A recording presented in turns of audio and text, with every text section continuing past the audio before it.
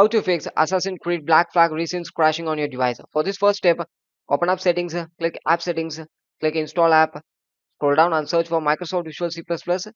If you're having the older version means you need to download and install the latest version. Go to the official website of Microsoft, download and install the latest version. You need to download and install both 64 and 86-bit. If you're already having the latest version means you need to click the three dot icon, click modify and click repair.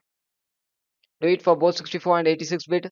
After close it and come to next step, download and install the DirectX end user runtime web installer. Go to the official website and download and install it. After come to next step, search for settings, click it, click Windows Update and make your Windows up to date. If there is any download or installation pending having means you need to download and install it and make your Windows up to date because all the updates are coming through Windows Update. So you need to check and update it. After counting, come to next step. Search for command prompt, click run as administrative and type the following text sfc space slash scan now. Click enter. This process will take some time because it's actually verifying the files and folders in the drive. If there is any corrupted file having means it will rectify it. So wait for a couple of seconds to complete. Once complete after it will throw up the message. If there is any error having means it will shows us there is no error found. After that exit it and come to next step. Open up Steam. Click check for update. Check it after come to next step. Again open up the Steam in the top corner. Click settings. Click storage and make sure you have enough memory space. If you're not having enough memory space means sometimes the issue will occur.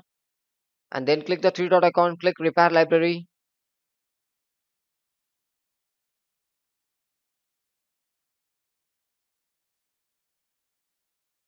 Once complete after close it and come to download settings, scroll down, click clear download caches, click clear cache and confirm it. Once you confirm after it will come outside of the stream.